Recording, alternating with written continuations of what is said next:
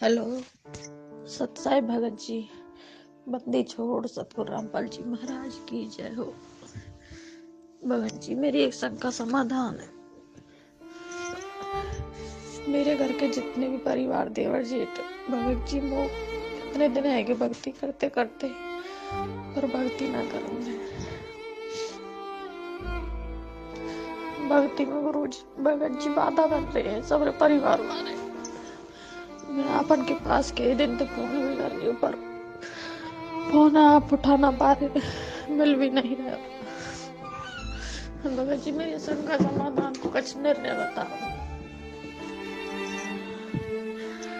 कई दिन है कि भगत जी फोन करते करते आपन के पास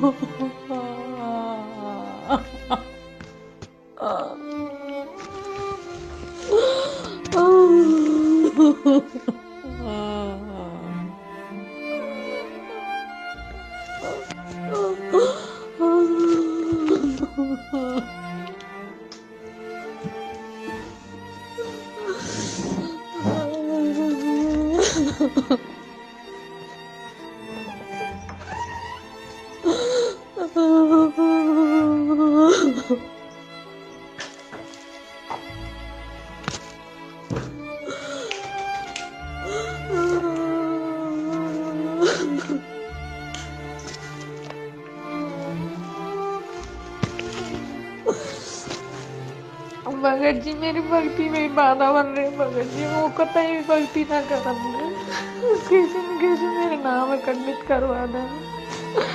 मेरे परमात्मा वो भक्ति दान दे, मारने को मुँह करो जन जानते परमात्मा।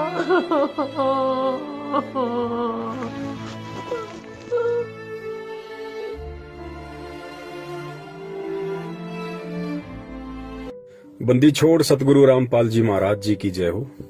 परमात्मा की सभी प्यारी आत्माओं को मुझ पवन दास का सत्साहिब। सत्साहिब गीता बहन, आप पलवल हरियाणा से हैं और आपने जो ऑडियो के माध्यम से अपना दुख, अपनी व्यथा इस दास को अपना भाई समझते हुए बताई है, उसके लिए दास आपका धन्यवाद करता है। देखिए बहन, आज चाहे आपको दुख हो, चाहे मुझ पवन दास को दुख हो, चाहे संगत में से हमारे अन्य किसी भगत भाई बहन को कोई परेशानी हो, कोई दुख हो, कोई आपत्ति हो, किसी को कोई शारीरिक परेशानी है, किसी को आर्थिक परेशानी है, किसी को पारिवारिक परेशानी है, तो किसी को सामाजिक परेशानी है। इस पृथ्वी पे गुरुदेव ने बताया कि सुखी कोई नहीं है। अगर कोई सुखी है हल्का फुल्का तो वही प्राणी है जो आज सतगुरु की शरण में है, अन्यथा यहाँ पे कोई भी व्यक्ति सुखी नहीं है। सुख केवल पैसे का नहीं होता है, सुख केवल बाल बच्चों का नहीं होता है, सुख केवल धन धान्य का नहीं होता है।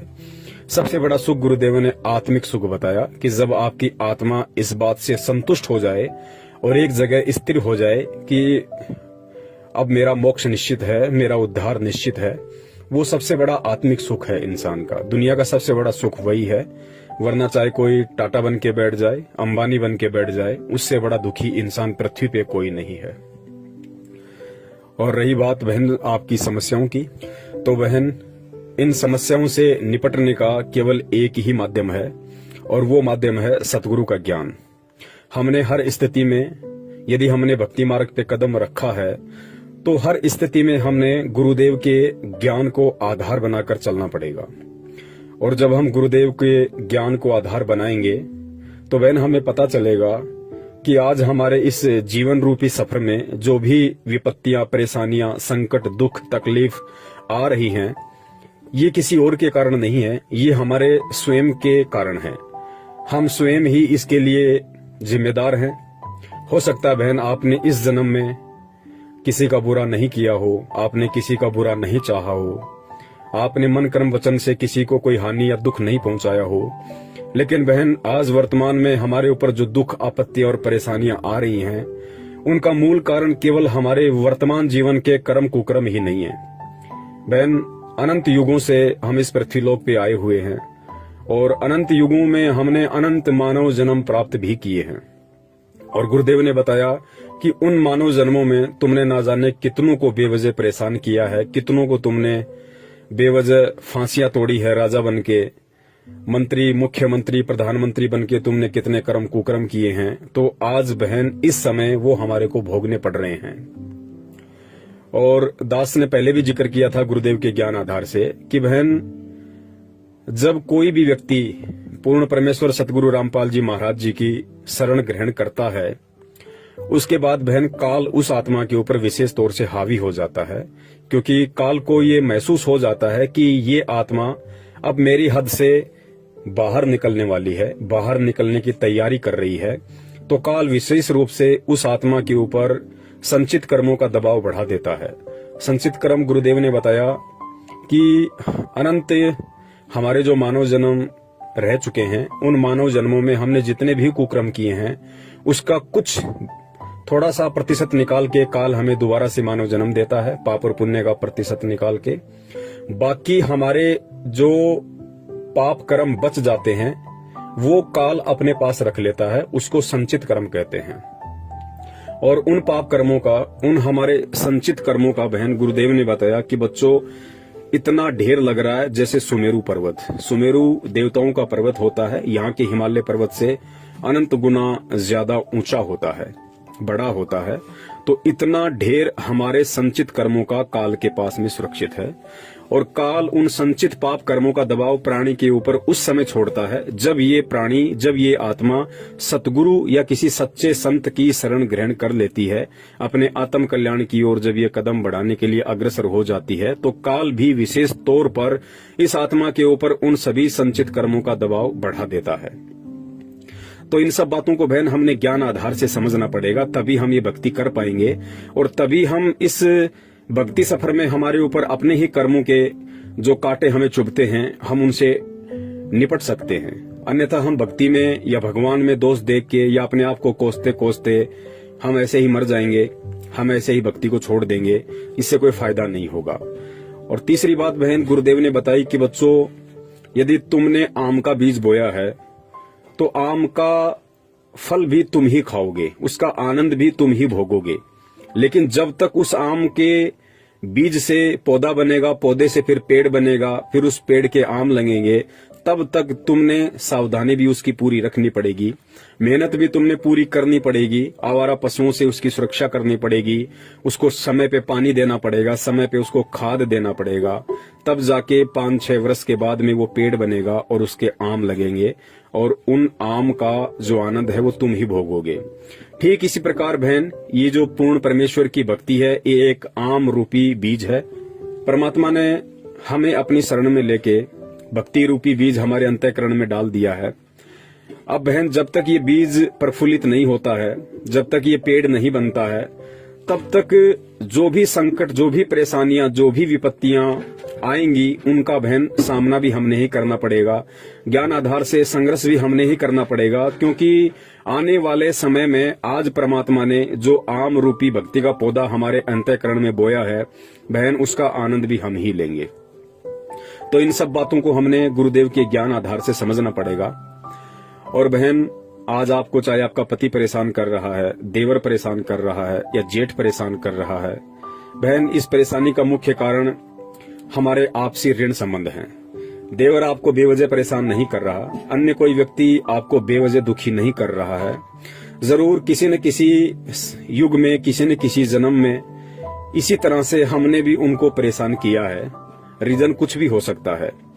तो परमेश्वर ने बताया कि वही एक लेवा एक देवा दूतम, कोई किसी का पिता नहीं पूतम, ऋण संबंध जुड़ा एक नाता, अंत समय सब 12 बाटा। तो ये हमारे आपसी ऋण संबंध है बहन। और ये ऋण संबंध आप ये समझ लीजिए कि परमात्मा बहुत हल्के से काट रहा है, बहुत हल्के में करके परमात्मा इन दुखों का निवारण कर रहा है। और हल्के में भी यदि हमें परेशानी आ रही है, हल्के में भी यदि हम ये सोच रहे हैं कि बहुत दुख है, तो बहन कहीं न कहीं हमारे अंदर ही कमी है कि हम परमात्मा के ज्ञान को अभी अच्छे से समझ नहीं पाए हैं। वरना गुरुदेव ने तो स्पष्ट खोल के बोल दिया कि बच्चों नाम सहित बेवतन भला जो दर दर मांग भीखा, और क्या हुआ छत्र की छाया चाले यो राजपाट धेली का। गुरुदेव ने यहाँ तक बोल दिया कि इस भक्ति मार्ग में आने के बाद, इस परमात्मा की शरण ग्रहण करने के बाद और इस नाम को सुरक्षित रखने के लिए, इस भक्ति पे लगे रहने के लिए, यदि तुमने हाथ में कटोरा लेकर दर दर जाकर भीख भी मांगनी पड़ जाए तो भी शुक्र मनाना कि हमारी भक्ति सुरक्षित है। और चौथी बात बहन, लगभग 1 वर्ष पहले आपने मुझ दास से संपर्क किया था हमारे वीडियो देखकर। आपको सच्चाई समझ में आई क्योंकि आप 2008 से जुड़ी हुई हैं, काफी समय से आप परमात्मा की संगति कर रही हैं।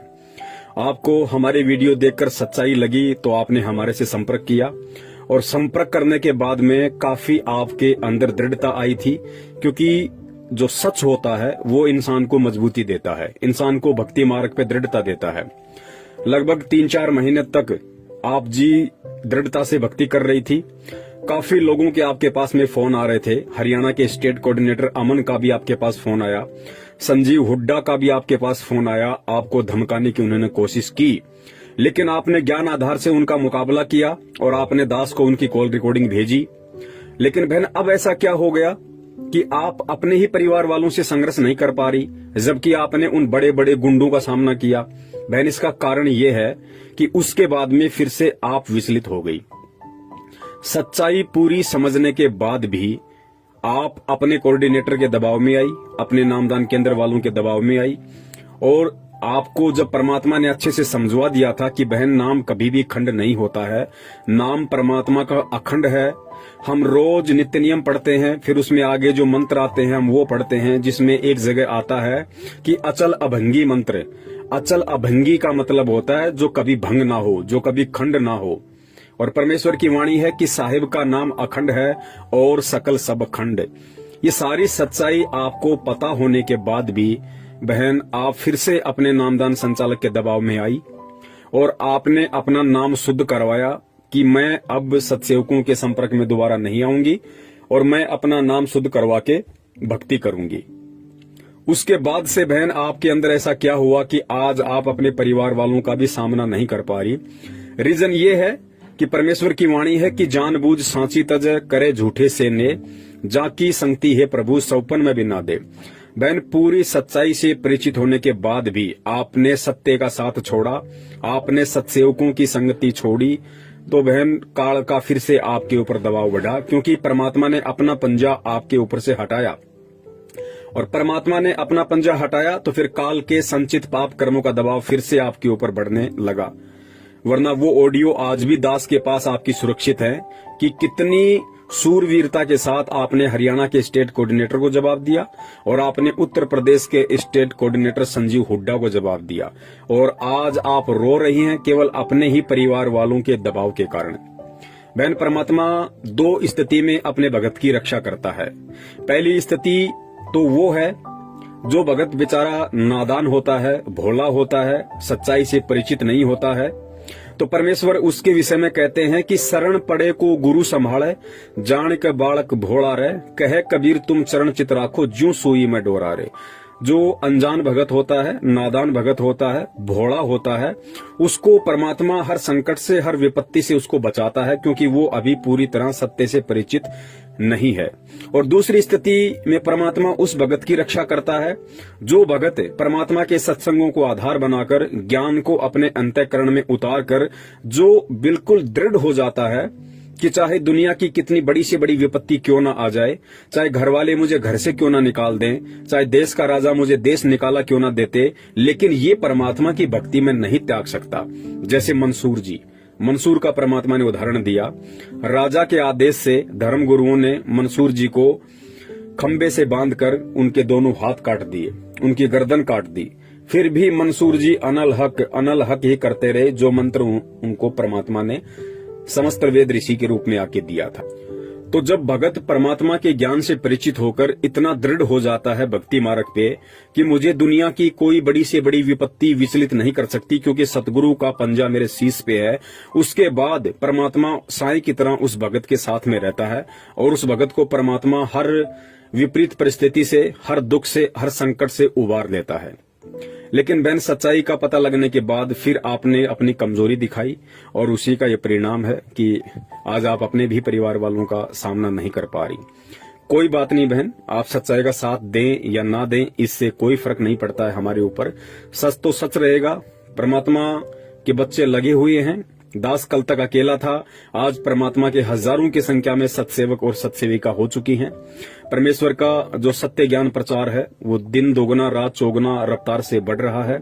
मीरा का उदाहरण दिया बहन गुरुदेव ने। मीरा जी का उदाहरण केवल इसीलिए दिया था क्योंकि जो माता बहनें छोटी छोटी बातों को लेके, छोटी छोटी परेशानियों को लेके सतलोक आश्रम बरवाला में, करोथा में परमात्मा को दर्शनों के समय अरदास लगाया करती थी, उनके आगे रो दिया करती थी कि परमात्मा बेटा भक्ति नहीं करने दे रहा, परमात्मा पति भक्ति नहीं करने दे रहा है, सारे परिवार वाले मेरे विरोध में आ गए, जबरदस्ती मेरे से देवी देवता पुजवाते हैं। तो परमात्मा ने मीराबाई की कथा हमें इसीलिए सुनाई थी कि उन पुण्यात्माओं को दृढ़ता मिले। और गुरुदेव ने कहा कि जब आज से 600 साल पहले मीराबाई एक लड़की होकर, जिस समय ठाकुर लोग अपनी बहन बेटियों को घर से बाहर तक नहीं निकलने दिया करते थे, उस समय मीराबाई रातों को सत्संग सुनने जाया करती थी। वो भी तो एक औरत थी, वो भी तो एक लड़की थी। जब उस समय की मीराबाई संघर्ष कर सकती है तो आज 21वीं सदी की माता बहनें परमात्मा की शरण में आके संघर्ष क्यों नहीं कर सकती? क्या मीराबाई के कोई 4 हाथ पैर थे? तो बहन इन सब उदाहरणों को हमने अपने अंतःकरण में उतारना पड़ेगा। गीता बहन, ये जीवन बहुत ही थोड़ा है, समय का कोई भरोसा नहीं है कब हमारी सांसें पूरी हो जाएं। बहन ये दृढ़ निश्चय कर लो कि हमें परमात्मा मिल चुका है, हमें भगवान मिल गया है, और वो भगवान मिल गया है जो हमारी आत्मा का उद्धार करवा सकता है। तो बहन ये जीवन हर स्थिति में परमात्मा के चरण कमलों में समर्पित कर दो। दुख परेशानियां किस पे नहीं आती। खुद गुरुदेव ने दुख सहन करके, दुख उठा के इस भक्ति मार्ग को उठाया है। और आज खुद परमात्मा के अपने, जिस प्रकार आपके देवर जेठ आपको परेशान कर रहे हैं, आपके ऊपर दबाव डालते हैं, ठीक उसी प्रकार खुद उस बंदी छोड़ के जो सांसारिक इस काल लोक में जो बच्चे हैं, बच्चियां हैं, उनके रिश्तेदार हैं, उनके भाई बंधु हैं, उन्होंने बहन कितनी घाल घाल रखी उनके साथ में।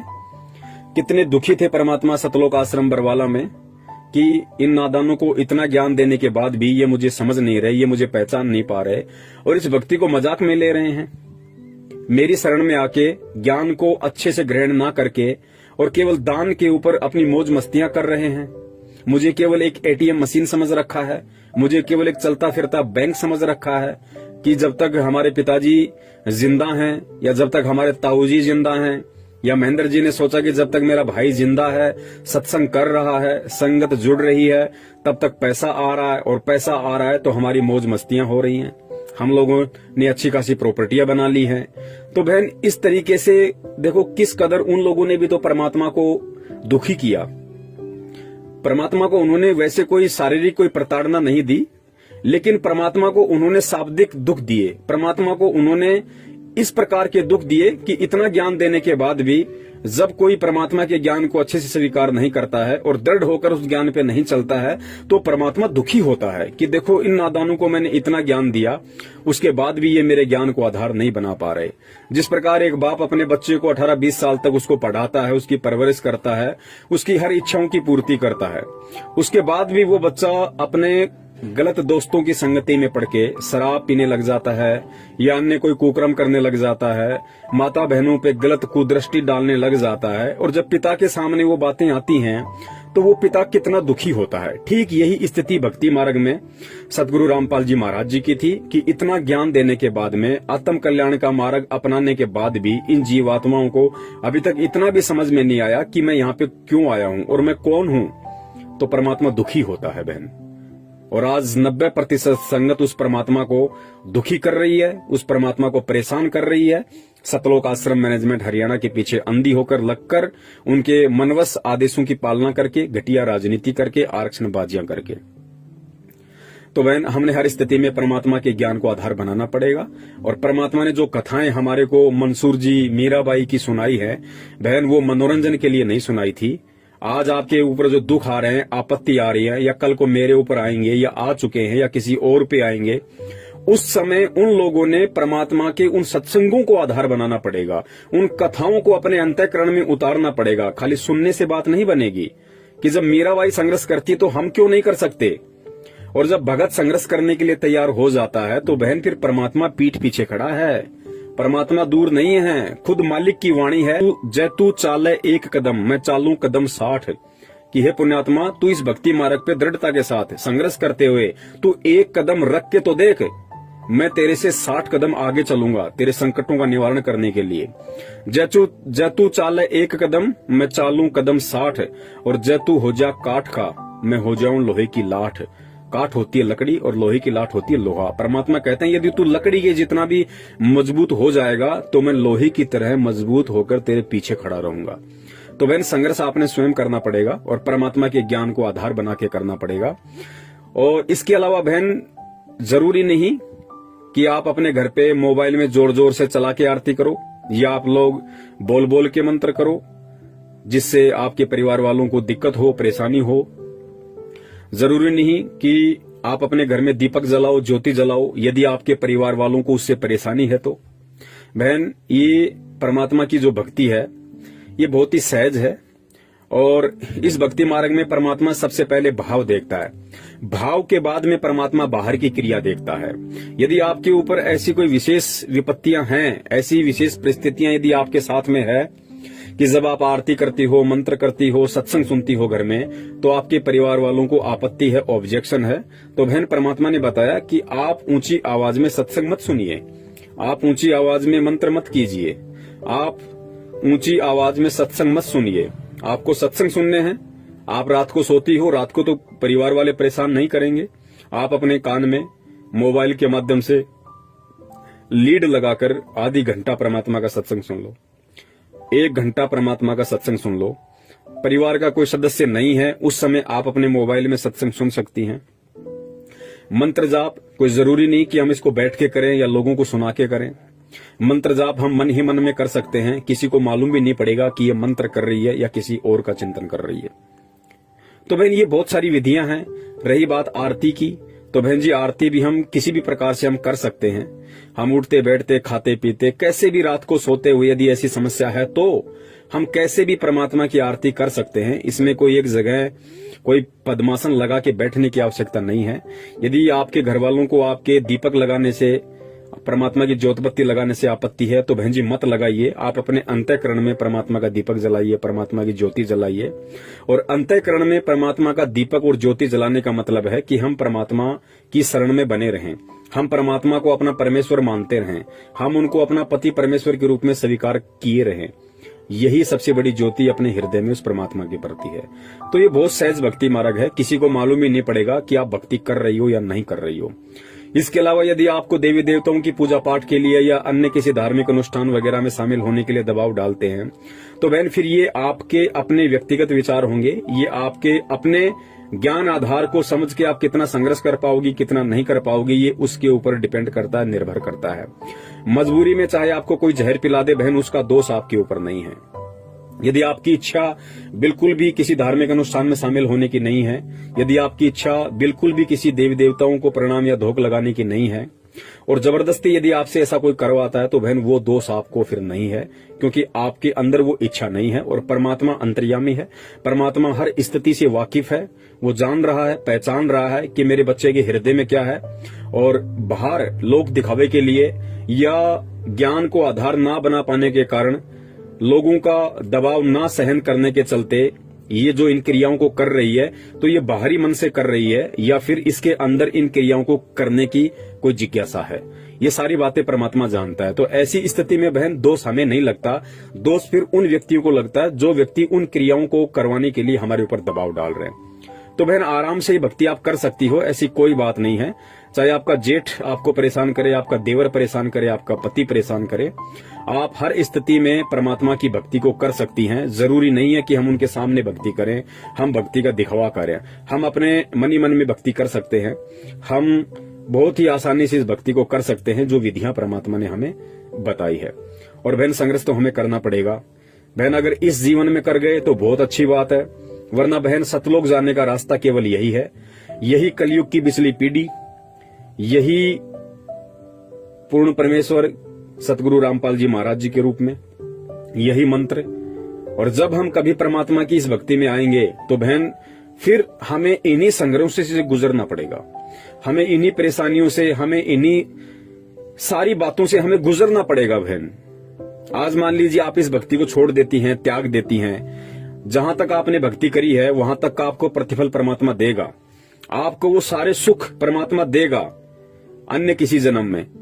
और जब आपके वो सारे सुख इस भक्ति के कारण समाप्त हो लेंगे, आपके सारे पुण्य समाप्त हो लेंगे, फिर आपको इसी स्थिति में आना पड़ेगा। ऐसी ही पारिवारिक स्थिति से आपको गुजरना पड़ेगा जिस स्थिति से आप आज गुजर रही हैं। तो आप ये सोच लीजिए बहन कि अनंत युगों में हमें परमात्मा मिले, और ये सत्य भी है। अनंत युगों में अनंत बार हमें यही सतगुरु मिला संत रामपाल जी महाराज जी के स्वरूप में। इसी कलयुग की पिछली पीढ़ियों में हमारा जन्म हुआ, हमने वो समय गवाया। तो बहन आप सोच लीजिए कि जो गलतियां मैंने पिछले युगों में कर दी, जो गलतियां मैंने पिछले जन्मों में कर दी, वो गलतियां आज मैं नहीं करूंगी। चाहे मेरे ऊपर परिवार का दबाव पड़े, चाहे समाज का दबाव पड़े, चाहे मेरे पति का दबाव पड़े, हर स्थिति में मैं अपने दिल से अपने परमात्मा को बाहर निकलने नहीं दूंगी। बाकी बाहरी क्रिया चाहे कुछ भी हो, परमात्मा अंदर के भाव देखता है। तो बहन इस प्रकार से आपको थोड़ा सा भक्ति मार्ग पे दृढ़ होकर चलना पड़ेगा। और आप कह रही हैं कि हे गुरुदेव आप जल्दी आओ, अपने बच्चों को संभालो। बहन ऐसा नहीं होता है इस भक्ति में। कल को जब गुरुजी आ जाएंगे और तो फिर क्या आपका देवर आपको परेशान नहीं करेगा? फिर क्या आपको अन्य किसी प्रकार की आपत्तियां नहीं आएंगी? गुरुजी तो 2014 में बहन जेल में गए हैं, उससे पहले भी तो परमात्मा यहीं थे, बाहर थे, सत्संग कर रहे थे, सब कुछ कर रहे थे। परेशानियां तो उस समय भी भगत भाई बहनों को आ रही थी। बहन जी इन परेशानियों से परमात्मा के ज्ञान को आधार बना के और परमात्मा को अपने निकट समझ के कि बंदी छोड़ मेरी पीठ के पीछे खड़ा हुआ है, परमात्मा सब कुछ देख रहा है, लेकिन ये दुख मेरे ही कर्मों के हैं, ये दुख मेरे ही उन संचित पाप कर्मों के दबाव के हैं, तो ये भोगने भी मुझे ही पड़ेंगे। सतगुरु की शरण में मुझे इतना फायदा है कि परमात्मा मुझे भक्ति से विचलित नहीं होने दे रहा, परमात्मा मुझे भक्ति से दूर नहीं होने दे रहा। और ये संचित कर्म तो इतने प्रबल थे कि ना मैं भक्ति कर सकती थी, ना मैं इस जीवन में अच्छे तरीके से अपना गुजर बसर कर सकती थी। लेकिन परमात्मा की शरण में आने के बाद कम से कम मुझे इतना तो बेनिफिट हो गया कि परमात्मा मेरे उन संचित कर्मों को हल्का किए दे रहा है, जिस कारण से आज मैं थोड़ी बहुत परमात्मा की भक्ति पे लगी हुई हूँ, परमात्मा में मेरी आस्था बनी हुई है। तो इन सभी चीजों को हमने गुरुदेव के ज्ञान को आधार बना के बहन सोचना पड़ेगा, समझना पड़ेगा। और ये ज्यादा लंबा जीवन नहीं है बहन, 40 साल के आसपास हमारी उम्र हो चुकी है। हो सकता है हम 20 साल जिए, 25 साल जिए, ज्यादा की हमें उम्मीद भी नहीं करनी। और बहन जब हम इतना जीवन जी चुके हैं, संघर्ष तो आज से पहले भी हमने किए हैं, दुख आपत्तियां तो आज से पहले भी आई हैं, भले वो किसी और तरह की आई हो। तो बहन ये 15-20 साल का जीवन है, आंख बंद करके हम परमात्मा के चरणों में अपने आप को समर्पित कर दें कि परमात्मा देखा जाएगा, जो होगा सो होगा। आज अगर जेठ और देवर के दबाव में आके आपकी भक्ति को छोड़ती हूं, तो परमात्मा कल को पता नहीं है काल कैसे कैसे देवर और जेठ बैठा देगा, जो मुझे आपका नाम तक सुनना भी मतलब नसीब नहीं होगा।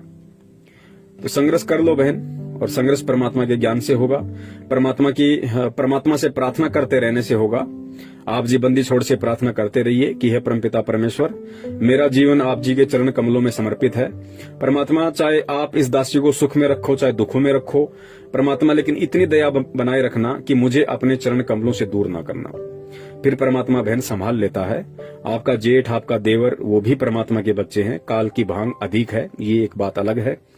परमात्मा कब उनकी बुद्धि फेर दे, कब उनको सद्बुद्धि दे दे, ये परमात्मा के बाएं हाथ का खेल है। जब परमेश्वर काल की बुद्धि फेर सकता है तो बहन ये देवर और जेठ कौन से खेत की मूली हैं। लेकिन ज्ञान देकर परमात्मा अपने भक्तों की भी परीक्षा लेता है। और बहन बहुत सारी बातें हैं इस भक्ति मार्ग में, ऑडियो बहुत लंबा हो जाएगा। और परमात्मा कहते हैं कि समझदार को संकेत ही काफी होता है। वैसे भी आप 2008 से जुड़ी हुई है, दास तो 2013 में परमात्मा से जुड़ा था। आपको तो मुझ दास से कहीं ज्यादा ज्ञान है परमात्मा का। आप जी स्वयं भी समझ सकती हैं कि ये सौदा फिर ना ही रे संतो, ये सौदा फिर ना ही। अनंत युगों के बाद हमारा यह दाव लगा है बहन। थोड़ा बहुत कष्ट दुख परेशानियां सहन भी करनी पड़ जाएं तो परमात्मा कहते हैं सुख के माथे पत्थर पड़ो जो नाम हृदय से जाए, और बलिहारी उस दुख पे जो पल पल नाम रटाव। ये आपकी परीक्षा है बहन। 2008 से आप जुड़ी हुई हैं। इतने दिनों के बाद बहन जी परमात्मा परीक्षा ले ही लेता है। जब यहाँ पे हम बच्चे को स्कूल में भेजते हैं और हर साल टीचर 2-2 बार हमारी परीक्षा लेते हैं, बच्चों की परीक्षा लेते हैं, तो परमात्मा तो बहन आज 14-15 साल के बाद आपकी परीक्षा ले रहा है। बहन इस परीक्षा में हमें फेल नहीं होना है। परमात्मा पीछे खड़ा हुआ है, परमात्मा हमारे साथ में है। अपने हाथों से परमात्मा ने हमें उठाया हुआ है, बस हमने थोड़ा ज्ञान को आधार बना के हिम्मत रखनी पड़ेगी। जेठ देवर कुछ भी कहें, कुछ कितना भी बोलें, हमें उन सभी चीजों को सहन करना है, क्योंकि परमात्मा ने कहा कि भगत का लक्षण है सहन करना। और परमात्मा ने बहन हमें भक्ति मार्ग के सूरमाओं की उपाधि दी है कि बच्चों, सूरमा वो नहीं होता जो किसी का बक्कल उतार दे, सूरमा वो होता है जो सहन करे। भक्ति मार्ग का सूरमा वो होता है, भक्ति मार्ग का सूरवीर वो होता है जो सहन करे, हर स्थिति को सहन करे, दुख को सहन करे, परेशानियों को सहन करे, लोगों की मार को सहन करे, लोगों की गालियों को सहन करे। किसके लिए? भक्ति के लिए, अपने आत्म कल्याण के लिए। उसको परमात्मा ने सूरवीर कहा है। तो बहन, हमने सूरवीरता का वो गुण जो परमात्मा ने हमारे अंदर दिया है, अब हमने उसको प्रयोग में लेना है। और हमने ये जो परेशानियां हैं बहन, ये लंबे समय के लिए नहीं है, ये कुछ समय के लिए है। आपके परिवार वाले भी परमात्मा की शरण में आएंगे जब उनका समय आ जाएगा, लेकिन वो नादान है, नहीं समझ पा रहे। तब तक हमने नीची गर्दन करके हर किसी की वाणी को, हर किसी की मार को हमने सहन करना है और बंदी छोड़ के नाम पे बहन लगे रहना है। भगत कभी किसी के प्रति उल्टा हाथ नहीं करता है, भगत किसी को उल्टी जुबान से नहीं बोलता है। अगर हमने उल्टा हाथ कर दिया, यदि हमने 2 गालियां उनको दे दी, लड़ने झगड़ने लग गए, बहन परमात्मा 1% भी सपोर्ट नहीं करेगा। ये परमेश्वर का विधान है। अगर प्रहलाद ने अगर अपने बाप के खिलाफ अगर मन कर्म वचन से कुछ भी बोल दिया होता, या हाथ में लेके डंडा वो भी खड़ा हो गया होता कि मार मुझे कैसे मारता है, तो परमात्मा नरसिंह रूप धारण करके नहीं आता। परमात्मा यही कहता कि बेटा, ये डंडा ही तेरा भगवान है, तूने डंडे को ही आधार बनाया है, तो अभी डंडा ही तेरे रक्षा करेगा।